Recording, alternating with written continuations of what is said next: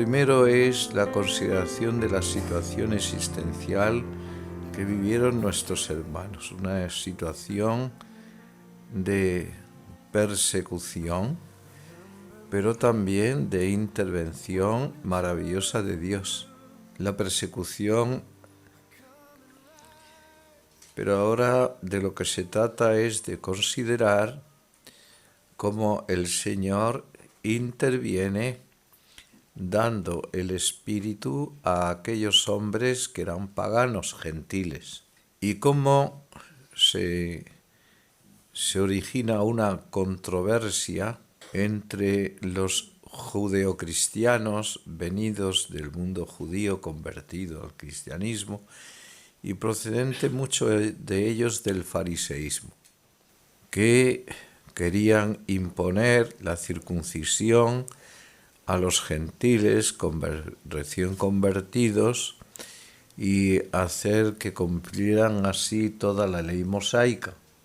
Y cómo San Pedro asume la responsabilidad porque se convoca allí en Jerusalén el primer concilio ecuménico donde se reúnen para tratar este asunto, discutirlo mediante la reflexión de cada una de las partes, que uno defendiera una cosa y otra, y a la misma vez con espíritu de oración y de petición del Espíritu Santo para que diera la solución correcta según su voluntad, porque de lo que se trata no es de hacer e imponer mis ideas, sino de descubrir qué es lo que Dios está queriendo de nosotros para realizarlo.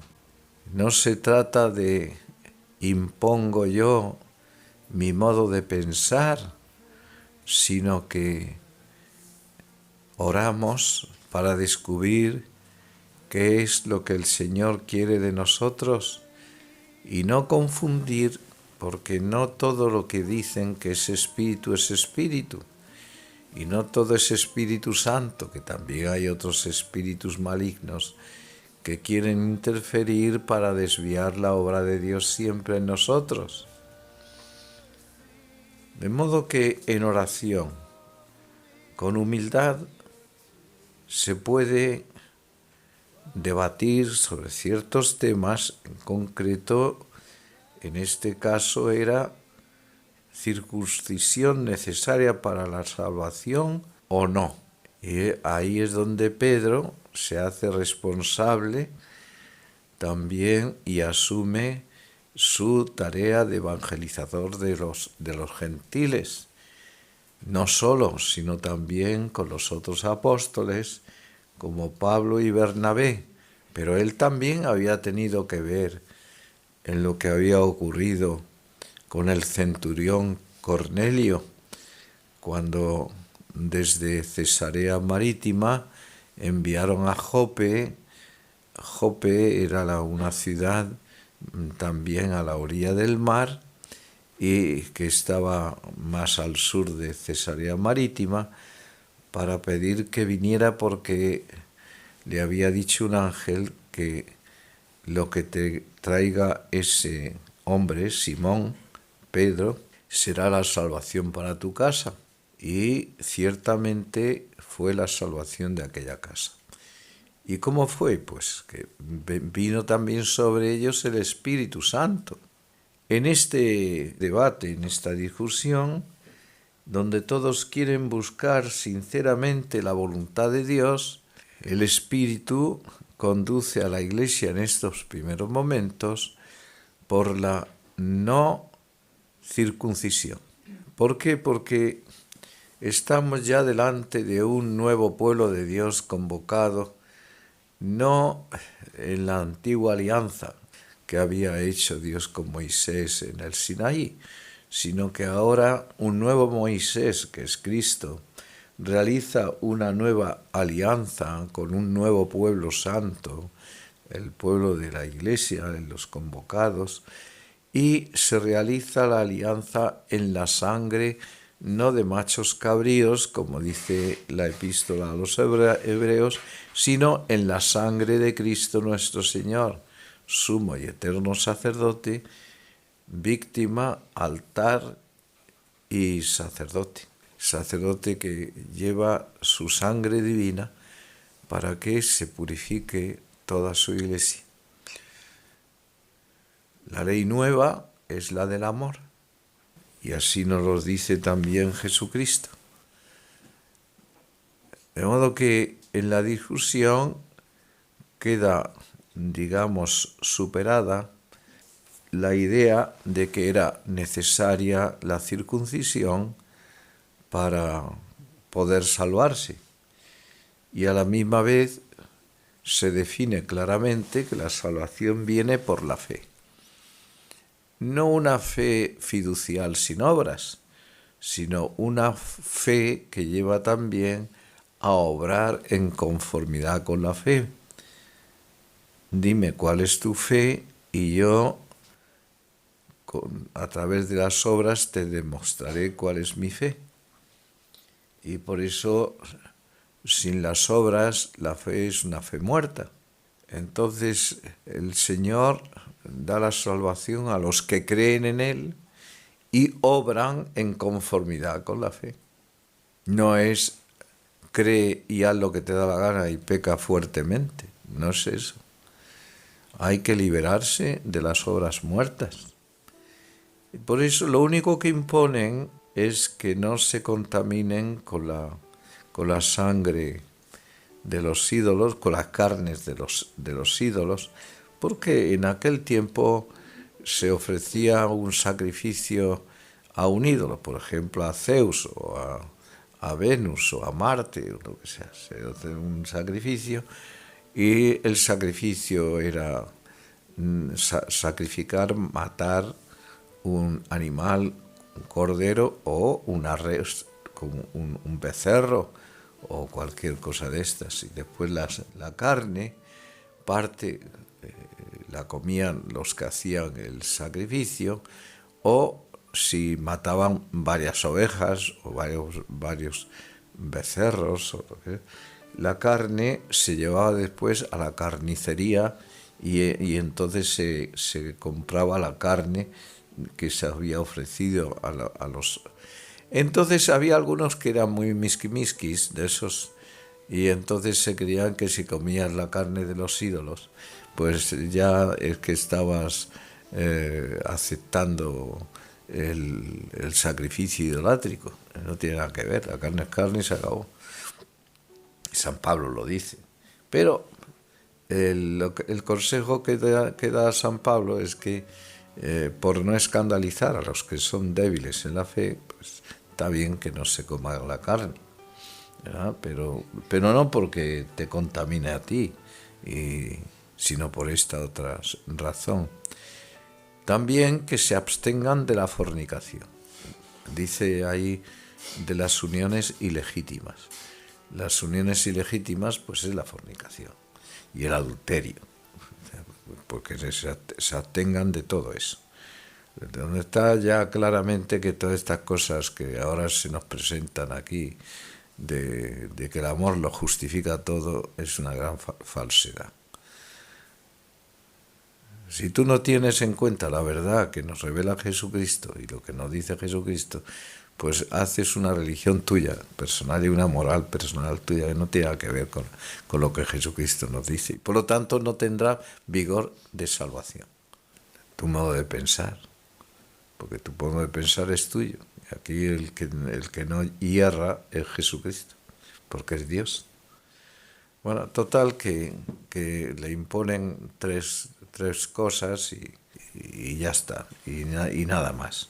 Y nada de la circuncisión, ni de la ley mosaica, ni de nada de eso.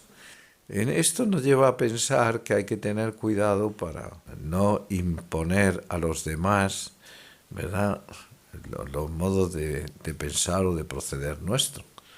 Otra cosa distinta es que la otra persona desee vivir a ciertas cosas y pues si están dentro de lo legítimo, pues se puede perfectamente.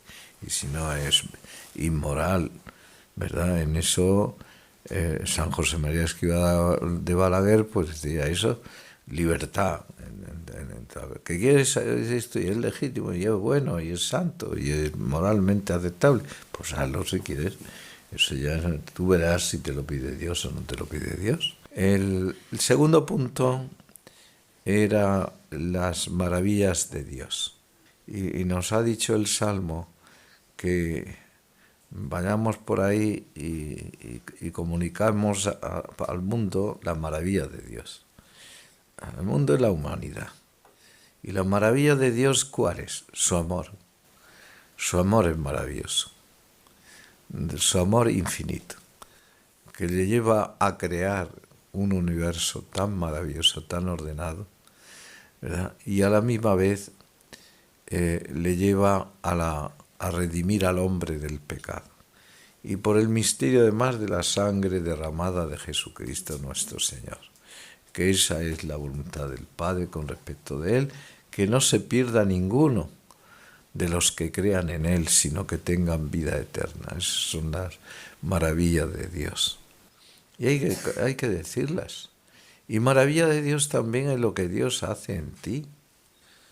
¿Cómo es posible que Dios te haya hablado interiormente para decirte yo quiero de ti esto? Pues es una cosa maravillosa, que Dios nos hable. ¿Y por qué nos habla? Pues por lo dice el Señor, el que me ama, primero es amar a Jesús. Guardará mi palabra, es decir, la cumplirá, la realizará en su vida. Mi Padre le amará, vendremos a Él, haremos morada en Él y nos revelaremos a Él. Y la revelación de Dios es, pues, decirte lo que el Señor quiere de ti.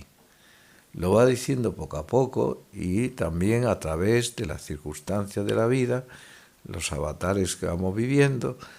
Y la actitud debe de ser, Señor, tú lo quieres, yo también lo quiero. El otro asunto que quería decir, el tercer punto, es el permanecer de mi amor. Permanecer. La palabra permanecer, permanencia. ¿Qué significa permanencia? Pues es todo lo contrario de lo que es la movilidad. La gente se cansa de las cosas y es que me he cansado. Ya me he cansado de esto y cambia a otra cosa. Esta es la superficialidad y la futilidad del ser humano que se cansa hasta de ser bueno, ¿verdad? Y el Señor lo que dice es permanecer. La permanencia indica constancia, indica perseverancia, indica estabilidad, indica ser piedra como Pedro, ¿verdad? Simón, hijo de Juan, te llamarás Pedro, que significa piedra, Cefas. ¿Verdad? La edificación de la Iglesia en nosotros viene cuando nosotros somos también como Pedro, somos piedras, tenemos fortaleza y permanencia. El Señor lo que dice es que permanezcamos, dice, ¿pero dónde tengo que permanecer? En Nueva York, en eso, no es lugares ni nada de eso, sino es de actitud de seguimiento de Cristo, en mi amor. Permaneced en mi amor, es decir, aficionaos a mí, a mi amor, y permaneced en mi amor, pase lo que pase, suceda lo que suceda, y se trabaje lo que se trabajare. Esa permanencia es fundamental. Si nosotros somos unos chicarabís que a la menor contradicción ya queremos irnos y cambiar, el enemigo tiene un poder muy grande para sacarnos de las manos de Jesús entonces. Nosotros tenemos que pedir al Señor, porque el Señor lo dice, con vuestra perseverancia salvaréis vuestras almas. Perseverancia es permanecer en esa actitud de seguimiento de Cristo. Que hay muchas llamadas a nuestra debilidad que pretende apoderarse de nuestra voluntad para que cambiemos. Claro que sí. Y que hay momentos en los cuales el alma está desabrida.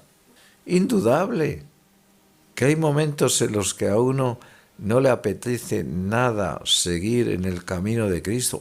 ¡Cantidad! Pero acuérdate de lo que dice el Señor. El que se persevere hasta el final se salvará. Todo sarmiento que en mí no lleve fruto, fíjate, todo sarmiento que en mí no lleve fruto está unido a Jesucristo, pero no da fruto. Mi Padre lo cortará y lo arrojará fuera. Entonces tú tienes que preguntarte, ¿cuál es el fruto? Para que yo dé ese fruto. Y los frutos del Espíritu es la caridad, es la humildad, es la paciencia, es la paz. Es el hacer bien lo que el Señor me ha encomendado. Los frutos, todo sarmiento que en mí no lleve fruto, mi Padre lo cortará y lo arrojará fuera. Pero el sarmiento que en mí lleva fruto, mi Padre lo podará para que dé más fruto mediante las pruebas. Y el Señor nos envía pruebas en la salud corporal, en la relación con los demás, etcétera, con incomprensiones y con cosas que nos hacen sufrir, para que nosotros ganemos en mérito y en humildad y demos fruto de caridad, de castidad, de confianza, no siendo agresivos, no siendo malos, no siendo hoscos. Pedidle al Señor que os oriente en esto y que os haga reconocer a ver si estáis dando fruto o si no estáis dando fruto, si el fruto sale podrido ya. Porque también hay frutos podridos que huelen mal. Entonces es tan importante la sinceridad del corazón para que los frutos sean frutos buenos, que hacen bien a los demás y también a nuestra propia alma. Mi Padre lo podará para que dé más fruto, dice el Señor, y después los sarmientos que se han tirado, que se han arrojado, los coge y arde. Tremendo, tremendo, tremendo. Sabéis que tenéis que vivir dando fruto, dando fruto. Y entonces eso exige una transformación en Cristo.